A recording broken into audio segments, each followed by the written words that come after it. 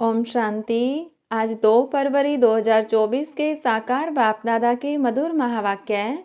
बाबा ने कहा, मीठे बच्चे, उच्च पद पाने के लिए बाप तुम्हें जो पढ़ाते हैं उससे ज्यों का त्यों धारण करो, सदा श्रीमत पर चलते रहो। प्रश्न, कभी भी अफसोस न हो उसके लिए किस बात पर अच्छी तरह विचार करो। उत्तर, हर एक आत्मा जो पार्ट बजा रही है वह ड्रामा में एक्यूरेट नूंधा हुआ है। यह अनादि और अविनाशी ड्रामा है। इस बात पर विचार करो तो कभी भी अफसोस नहीं हो सकता। अफसोस उन्हें होता जो ड्रामा के आदि मध्य अंत को रियलाइज नहीं करते हैं। तुम बच्चों को इस ड्रामा को ज्यों का त्यों साक्षी होकर देखना है। इसमें रोने रूसने की कोई बात नहीं। ओम शांति। रूहानी बाप बैठ रूहानी बच्चों को समझाते हैं कि आत्मा कितनी छोटी है, बहुत छोटी है, और छोटी सी आत्मा से शरीर कितना बड़ा देखने में आता है। छोटी आत्मा अलग हो जाती है तो फिर कुछ भी नहीं देख सकती। आत्मा के ऊपर विचार किया जाता है, इतनी छोटी बिंदी क्या क्या काम करती है। मैग्नीफाई ग्लास होते हैं, उनसे छोटे छोटे हीरों को देखा जाता है, कोई दाग आदि तो नहीं है। तो आत्मा भी कितनी छोटी है, कैसे मैग्नीफाई ग्लास है जिससे देखते हो, रहती कहाँ है, क्या कनेक्शन है। इन आँखों से कितना बड़ा धरती आसमान देखने में आता है। बिंदी निकल जाने से कुछ नहीं रहता। जैसे बिंदी बाप वैसे बिंदी आत्मा इतनी छोटी प्योर इम्प्योर बनती है। यह बहुत विचार करने की बातें हैं। दूसरा कोई नहीं जानते आत्मा क्या है, परमात्मा क्या है। इतनी छोटी आत्मा शरीर में रह क्या क्या बनाती है, क्या क्या देखती है। उस आत्मा में सारा पार्ट भरा हुआ है, 84 काम। कैसे वह काम करती है, वंडर है। इतनी छोटी सी बिंदी में 84 जन्मों का पार्ट नूंधा हुआ है। एक शरीर छोड़ दूसरा लेती है। शरीर से आत्मा निकल गई तो शरीर मर गया। कितना बड़ा शरीर है और कितनी छोटी आत्मा है। यह भी बाबा ने बहुत बार समझाया है कि मनुष्यों को कैसे पता पड़े कि यह सृष्टि का चक्र हर 5000 वर्ष बाद फिरता है। फलाना मरा, यह कोई नई बात नहीं। उनकी आत्मा ने यह शरीर छोड़ दूसरा लिया। 5000 वर्ष पहले भी इस नाम रूप को इसी समय छोड़ा था।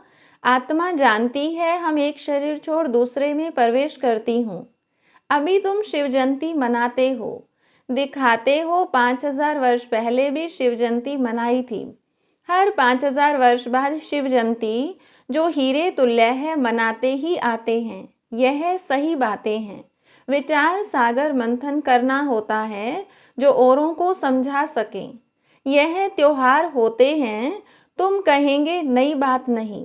हिस्ट्री रिपीट होती है, जो फिर 5000 वर्ष बाद जो भी पार्टधारी हैं वह अपना शरीर लेते हैं। एक नाम रूप देश काल छोड़ दूसरा लेते हैं।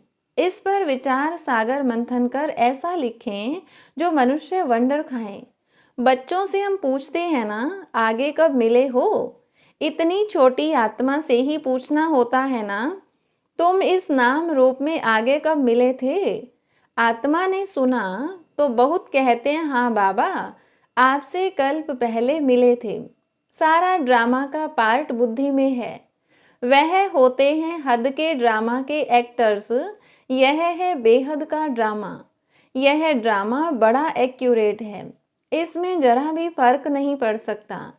वह बाइस्कोप होते हैं हद के, मशीन पर चलते हैं। 2-4 रोल भी हो सकते हैं जो फिरते हैं। यह तो अनादि अविनाशी एक ही बेहद का ड्रामा है। इसमें कितनी छोटी आत्मा एक पार्ट बजाए फिर दूसरा बजाती है। 84 जन्मों का कितना बड़ा फिल्म रोल होगा। यह कुदरत है, कोई की बुद्धि में बैठेगा। है तो रिकॉर्ड मिसल बड़ा वंडरफुल है।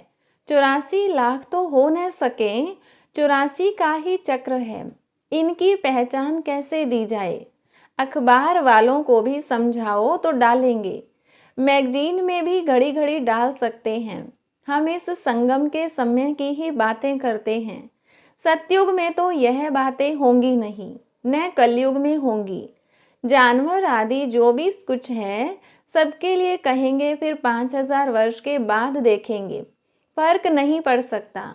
ड्रामा में सारी नूंद है। सतयुग में जानवर भी बहुत खूबसूरत होंगे। यह सारी वर्ल्ड की हिस्ट्री ज्योग्राफी रिपीट होगी, जैसे ड्रामा की शूटिंग होती है। मक्खी उड़ी, वह भी निकल गई, तो फिर रिपीट होगी। अब हम इन छोटी छोटी बातों का ख्याल तो नहीं करेंगे। पहले तो बाप खुद कहते हैं, हम कल्प कल्प संगम युगे इस भाग्यशाली रथ पर आता हूँ। आत्मा ने कहा, कैसे इसमें आते हैं? इतनी छोटी बिंदी है, उनको फिर ज्ञान का सागर कहते हैं। यह बातें तुम बच्चों में भी जो समझू हैं, वह समझ सकते हैं। हर 5000 वर्ष के बाद मैं आता हूँ। कितनी यह वैल्यूबल पढ़ाई है। बाप के पास ही एक्यूरेट नॉलेज है जो बच्चों को देते हैं। तुम्हारे से कोई पूछे, तुम झट कहेंगे सतयुग की आयु 1250 वर्ष की है। एक एक जन्म की आयु 150 वर्ष होती है। कितना पार्ट बचता है। बुद्धि में सारा चक्र फिरता है। हम 84 जन्म लेते हैं। सारी सृष्टि ऐसे चक्र में फिरती रहती है। यह अनादि अविनाशी बना बनाया ड्रामा है। इसमें नई एडिशन हो नहीं सकती।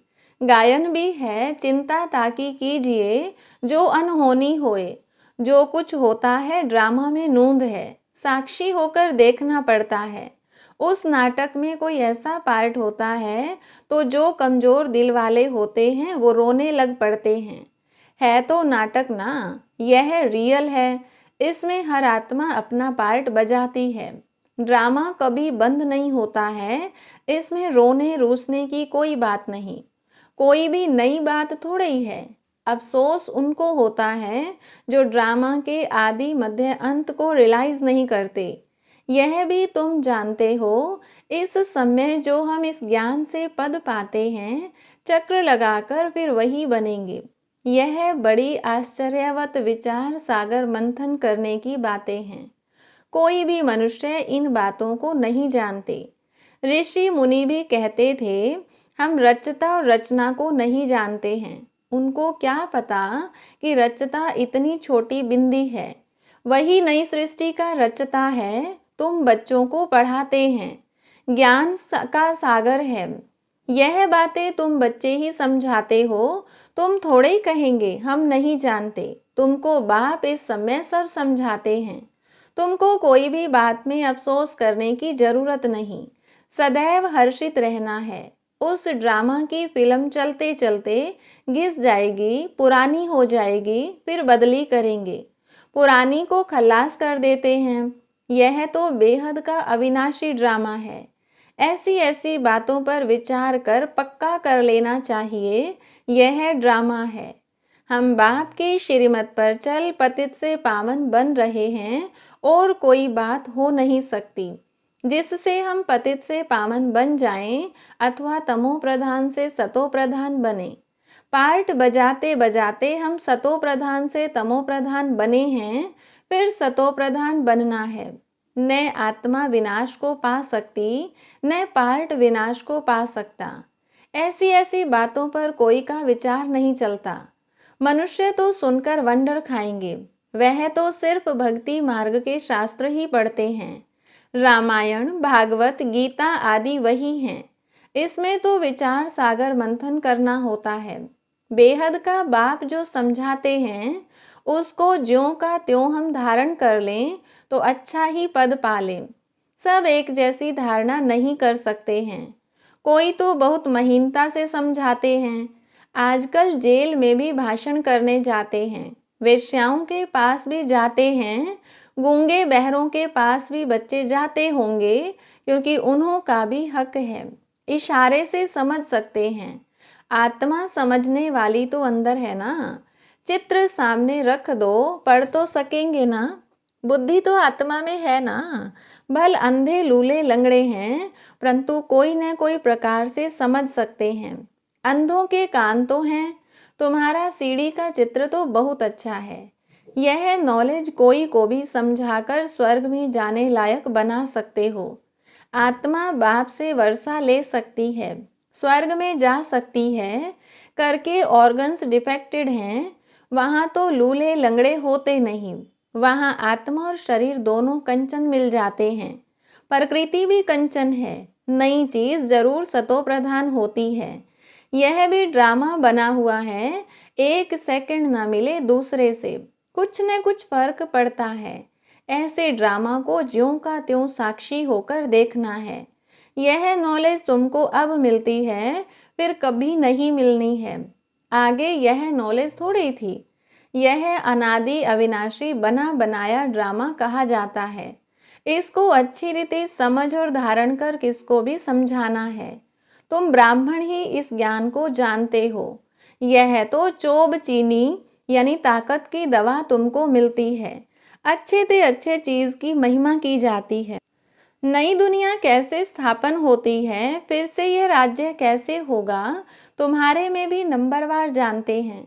जो जानते हैं वह दूसरों को समझा भी सकते हैं, बहुत खुशी रहती है। किन्हों को तो पाई की भी खुशी नहीं है। सबका अपना अपना पार्ट है। जिनको बुद्धि में बैठता होगा, विचार सागर मंथन करते होंगे तो दूसरों को भी समझाएंगे। तुम्हारी यह है पढ़ाई, जिससे तुम यह बनते हो। तुम कोई को भी समझाओ कि तुम आत्मा हो। आत्मा ही परमात्मा को याद करती है। आत्माएं सब ब्रदर्स हैं। कहावत है, गॉड इज वन। बाकी सब मनुष्यों में आत्मा है। सब आत्माओं का पारलौकिक बाप एक है। जो पक्के निश्चय बुद्धि होंगे उनको कोई फिरा नहीं सकते। कच्चे को जल्दी फिरा देंगे। सर्वव्यापी के ज्ञान पर कितनी डिबेट करते हैं, वह भी अपने ज्ञान पर पक्के हैं। हो सकता है हमारे इस ज्ञान का न हो, उनको देवता धर्म का कैसे कह सकते। आदि सनातन देवी देवता धर्म तो प्राय लोप है। तुम बच्चों को मालूम है, हमारा ही आदि सनातन धर्म पवित्र प्रवृत्ति वाला था, अब तो अपवित्र हो गया है। जो पहले पूज्य थे वही पुजारी बन पड़े हैं। बहुत पॉइंट्स कंठ होंगी तो समझाते रहेंगे। बाप तुमको समझाते हैं, तुम फिर औरों को समझाओ कि यह सृष्टि चक्र कैसे फिरता है। सिवाय तुम्हारे और कोई नहीं जानते। तुम्हारे में भी नंबरवार हैं। बाबा को भी घड़ी घड़ी पॉइंट्स रिपीट करनी पड़ती हैं, क्योंकि नए नए आते हैं। शुरू में कैसे स्थापना हुई तुम्हारे से पूछेंगे, फिर तुमको भी रिपीट करना पड़ेगा। तुम बहुत बिजी रहेंगे। चित्रों पर भी तुम समझा सकते हो, परंतु ज्ञान की धारणा सबको एक रस तो नहीं हो सकती है। इसमें ज्ञान चाहिए, याद चाहिए, धारणा बड़ी अच्छी चाहिए। सतो प्रधान बनने के लिए बाप को याद जरूर करना है। कई बच्चे तो अपने धंधे में फंसे रहते हैं, कुछ भी पुरुषार्थ नहीं करते। यह भी ड्रामा में नूंद है। कल्प पहले जिन्होंने जितना पुरुषार्थ किया है उतना ही करेंगे। पिछाड़ी में तुमको एकदम भाई भाई होकर रहना है। नंगे आए हैं, नंगे जाना है। ऐसा न हो पिछाड़ी में कोई याद आ जाए। अभी तो कोई वापस जा न सके। जब तक विनाश न हो, स्वर्ग में कैसे जा सकेंगे। जरूर या तो सूक्ष्म वतन में जाएंगे या यहाँ ही जन्म लेंगे। बाकी जो कमी रही होगी उसका पुरुषार्थ करेंगे। वह भी बड़े हों तब समझ सकें। यह भी ड्रामा में सारी नूंद है।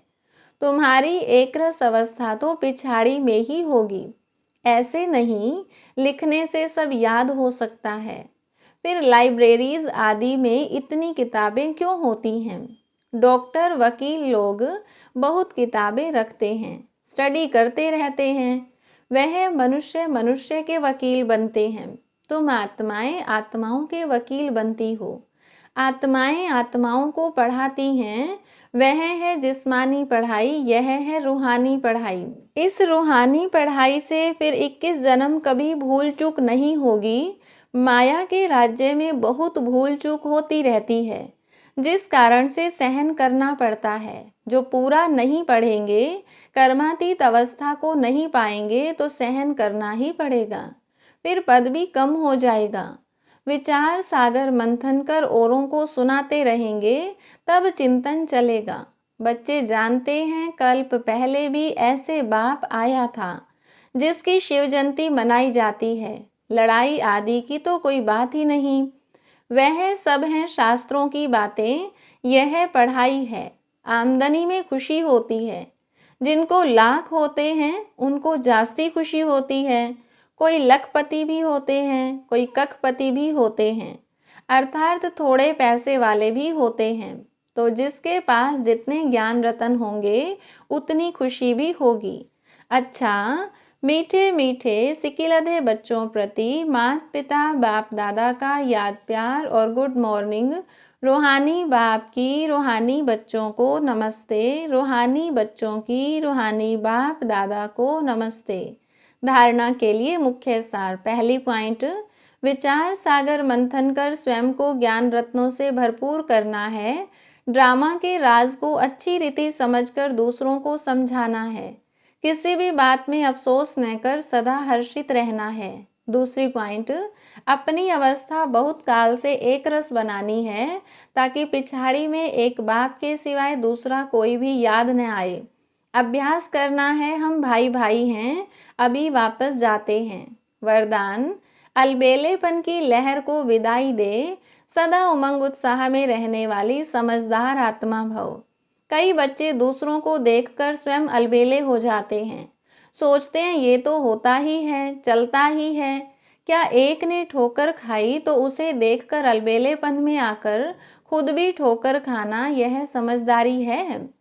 बाप दादा को रहम आता है कि ऐसे अलबेले रहने वालों के लिए पश्चाताप की घड़ियां कितनी कठिन होंगी। इसलिए समझदार बन, अलबेलेपन की लहर को, दूसरों को देखने की लहर को मन से विदाई दो। औरों को नहीं देखो, बाप को देखो। स्लोगन, वारिस क्वालिटी तैयार करो, तब प्रत्यक्षता का नगाड़ा बजेगा। अच्छा, ओम शांति।